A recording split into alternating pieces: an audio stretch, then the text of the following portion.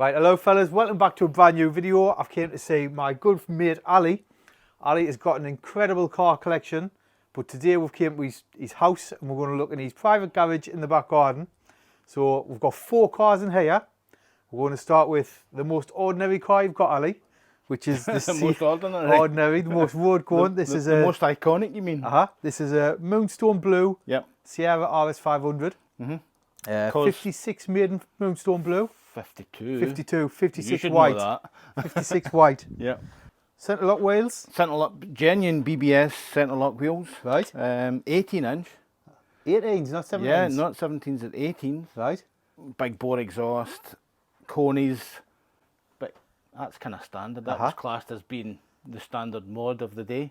She's number 494, Cos 7S. You probably know it. It's been plastered over the internet. Yeah. It's been to NEC a few times. Yeah. And I've owned the car a long time. Have you? How long roughly? Do you know how long you've had it? I reckon maybe nearly 20 years actually I've had this. Was it standard when you got it? Then you totally standard. I think stage 1 when you got it. When I got it. And I think we put so it's now running 803 greens. Injectors. And injectors, yeah, and it's obviously standard T4. So it's about 320 horsepower, something like that. T4 being the turbo. Yeah, nothing too extravagant. And you don't really use it much, do you? I don't use it, no. It's just 2 reasons. Too many cars.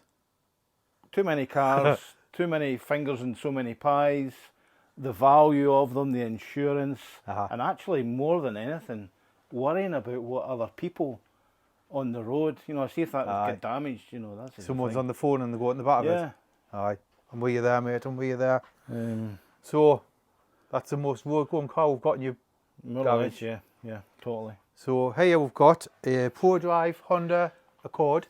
Yep, that's an XBTCC 1998 ProDrive Honda Accord. What livery did this run? So this is the actual original livery. Is it? So it's Rocket Cargo. So I haven't touched this. This is as it came. The last race, 99, I think was the last race. And what's Rocket? What's that livery? What's that? I think that's a cargo company or some logistics company. Right. Pass. So I raced it.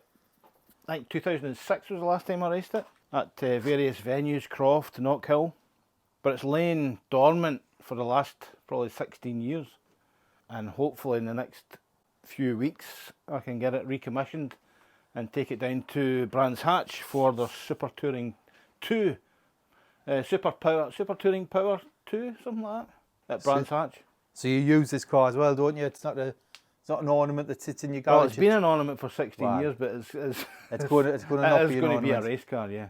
It's full of just incredible parts as well. Well, that's the appeal to me as the engineering and the thought that's gone through building the cars. Obviously, they had to build them to a reg, but the regulations were quite strict, but not strict, if you know what I mean. Right. So it's like built with F1 technology. So you've got an H20 reverse head engine, which is basically a D-stroked H22.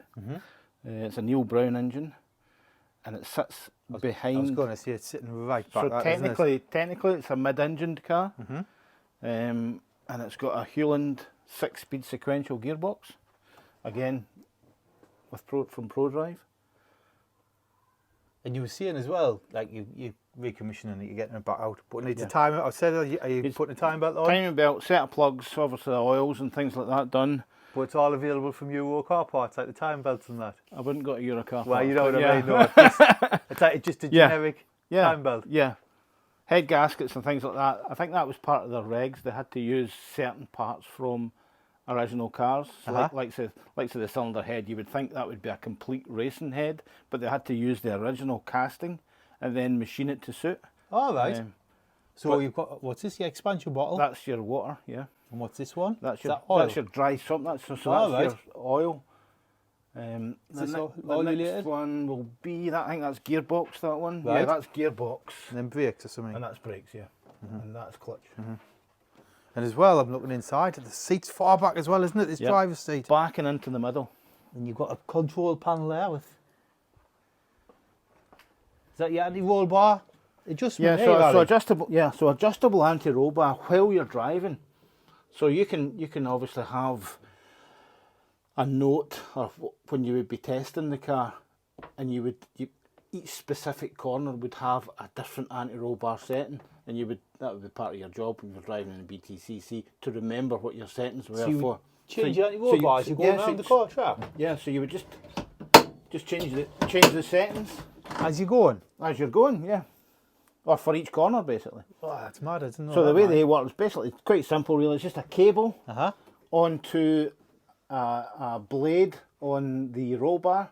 So when you pull it, it pulls the blade round and just alters the tension on the. Because obviously, if a blade's that way, it's more flexible. Yep. Whereas if you stiffen it, it's not as flexible, is it? So it's stiffer.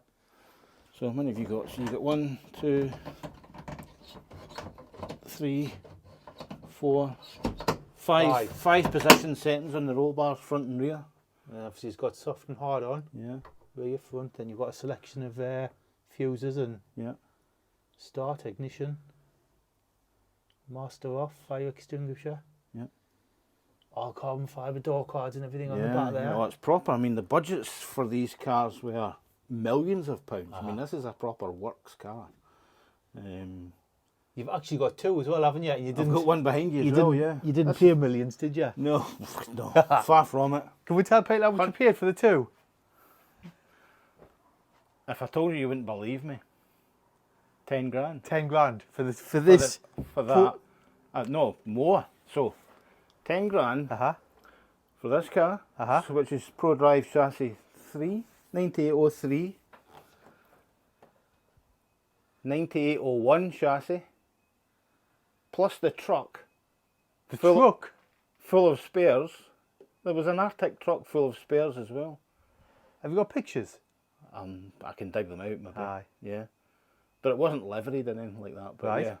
But this is Oh, yes. 20. 3 years ago.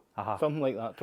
22 years ago. And you see you've put this one, it's on, So well, that- it's kind of combined how it's held up. Well, that basically, that car there was basically the spares package for this. Right. So that it's got the gearbox is in it, but it's missing a cylinder head Right. and induction kit. Have you got spare cylinder heads in that for it? No, I need to source all that. Right. So I just looked upon that as being the spares package for this car. Right. Is that where the drive shaft comes through, where this bearing No, is? that looks like a Anti-roll an bar, anti-roll bar or something. Obviously, these cars were developed through the years, and these were maybe roll bars or something like that. Because this one's got the same cutouts. Yeah. So if you look at this one, Oh, right, yeah. so you look at this one, that's got the roll bar coming through there, but it's also got this, which is no longer used. So they must have modified it in some way. Aye, because there's something on the arm there. It's not getting used Another as well. another interesting thing to look at, and you don't really see this in a lot of cars, is look at where the alternator is. Oh, right, in the wheel arch. Well, it's driven straight off the front of the crank, Ah, right. so it's really clever. So there's no belts. No belts, Right. so there's less to go wrong really, Uh-huh. and really easy to get to, you know. God, aye. And Tell you what, I did find interesting where I've just spotted on this one up a height. You can see where the tyres have been catching on the wheel arch. Yeah, It's took all the paint off. yeah, because they're really. See if you look at an ordinary Honda, Uh-huh. you can see they don't have these big tubs. No. So they have been put in to take out your 19-inch, so they run 19-inch by 9 centre lock wheels. So when's the last time you had this one out, Ali? 2005, 2006, I think was the last time I raced it. Do the back doors work? Yeah, everything works on Can I open it? it. You can even sit in it. What, in the you want. back? Eh? In the back? Yeah, no, in the front. I'll sit in the front. You can sit in the front. Sit in the front, put Yeah, the steering wheel on, you can put the Oh, well, let's play You can- racing drivers. you can put the ignition on and be a real racing driver kidding on. Is the battery wired up like? Yeah. How the hell do you get in here? With great difficulty. I don't know if I can get in, Ali. Yeah, that's it. That's it.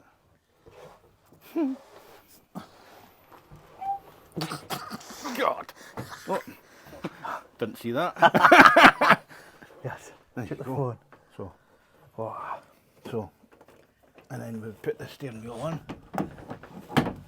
Oh, we are playing racing drivers, aren't we? Yeah. That's it. And then put the ignition on here. There you go. Oh. So this is what the... God, it's snug mind, isn't it? Yeah. Hold that for us, please, Ali. Yeah. I think I might be a bit broad for this seat, but Yeah. God, So it's put your legs comfortable. straight. Put your legs straight. So. So I'm on the pedals there. Yeah. Brake. Accelerator. Yeah. Gear Really shift. comfortable, tight. Yeah. This is the thing. Compared to the older RS500s, I've sat in a few. Mhm. See how RS500 Yeah. touring cars. Yeah. Totally different driving position. This. Yeah. A lot more. Yeah. Like Yep. cramped in. Properly. Amazing. And this is way quicker than the 500. Really, round the Yeah, track. albeit it's only 320 horsepower. Revs to, I would say, 8.5. I was going. It's got a line on it, 8.5 on the. Yeah, 8, you might get 9 out of them, but you're kind of chancing it a wee bit. Mm-hmm. So 300 horsepower, but it's the way it takes the corners. Corners don't really exist. They're basically just Flat, straight. Yeah, you're flat. like a go kart. Mm-hmm. Whereas the old So RS500s, RS500 is a bit kind of boaty in the corners, and you've got to throttle smaller off. wheels. Yeah, these can power through corners like you wouldn't believe. Yes. And that's where they get their speed, basically. Plus the aerodynamics as well. Mhm. And they're not that heavy, to be fair. I think it's just over 1,000 kilos in these. Is there? Mm. Let's see if I can get out. Shall I knock this off here? Yeah, This one. yep. You can take the steering wheel off, yeah, that's it. It's proper. Proper race car, isn't it? Yeah.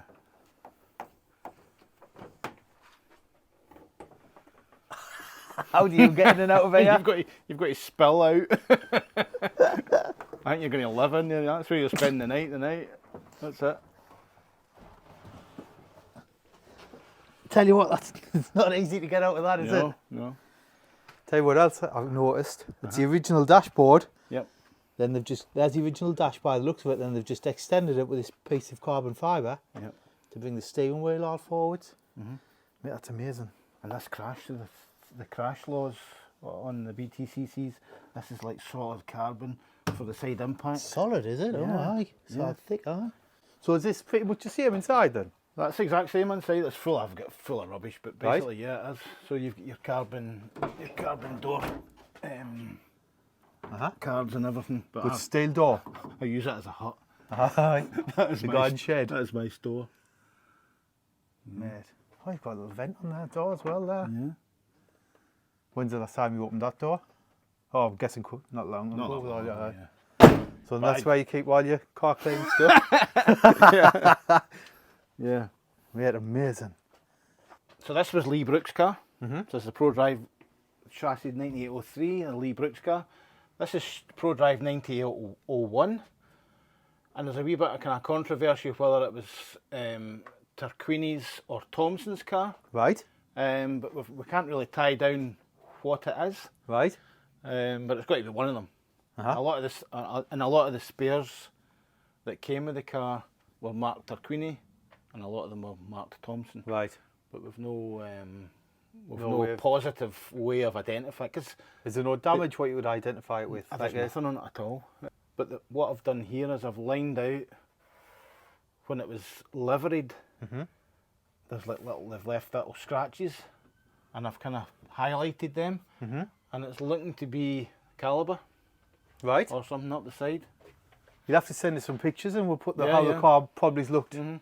in period. Yeah, but on the register, they've not.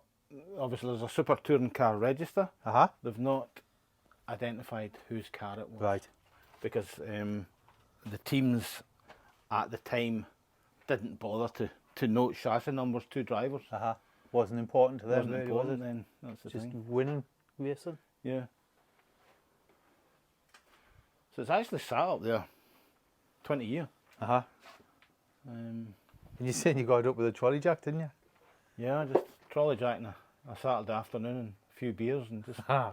just sat moving it Inched up, it up. on wheels and tyres and things like that, and eventually it was there. So is that the bumper for it? That's the bumper for it, yeah. Incredible, mate. Yeah. So I've just noticed there, the doors are there, so you took the door off to work on the car. Yeah, just much easier. Lift They it just off. lift. It's just a quick release. They just lift off. Like a pin or something. Yeah. What we got underneath, Ali? Is this an Ah. Ultima? That is an Ultima GTR GT2. So this is a race car. This is a full race GT2 Ultima. I'll just move this stuff. So yeah, that's a one of one car. That.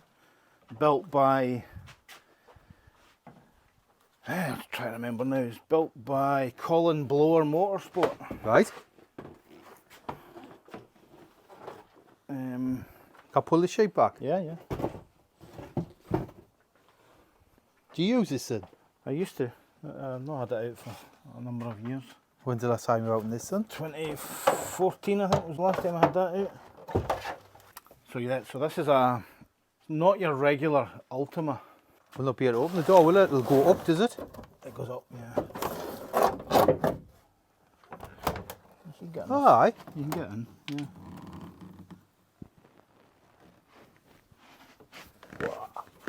Well, the weather gear lever is as well. So that's a full sequential transaxle. It's got a 6.8 Chevy small block in it with Kinsler fuel injection. 6.8 litre. Yeah, V8. I bet it sounds amazing, does it? Yeah, it does actually. I can dig out some Footage. footage of that running. Aye, definitely. So your regular Ultima is that width. This one is like a wide bodied. All right. So it's an extra 2-3 inches wider per corner. In fact, I think the back's even more. It's 4 inches in the back wider, so it's probably 8 inches overall in the back wider. 4 inches per side wider. Yeah, so your regular Ultima is just that, the door, and then it goes straight back. All right. So I you've got- see where this so you've fits got out. all that out there. And this car raced in the GT2 Championship 2001, 2002 with Colin Blower. And then it was lost. Nobody know what happened to it. I think it went to Saudi or something like that and was used as a fun track car. Right. And then it came back to the UK and then it sat in a garage for years and years. And then I found it advertised and I went, I need to have that. So I went and bought it. Mate, you've got some amazing cars. So this is the rear. This is the rear rear clamp. That's the rear clamp. So they're Fiberglass. They're just fiberglass. They just unbolt Uh-huh. and unclip just for ease of access. On the road cars, these would be hinged, so that they would come up and then you could access. But this would just pop on and off. Yeah, and that's the rear wing. So it's a massive rear carbon wing, which is 2-tier. So that you can, right. So you can adjust that one there for different downforce. Uh-huh. Amazing. Amazing. Absolutely incredible. Right, that's it, fellas. Thanks for watching, and a massive thanks to Ali for letting us come down and have a look in his personal garage. Ali wants to leave a link to his bank account so he can get some money to get him a go racing. Go fund my racing. But honestly, mate, huge thanks for Yeah. letting us come around and have a look alright. in your garage. And thanks for watching, fellas. And if you've got any questions, leave them in the comments. Ali's got a YouTube channel, so if he gets a bit of time, hopefully he can reply to some of the comments. But thanks for watching, fellas, and yet again, thanks to Ali. Yeah, problem. See you later, fellas.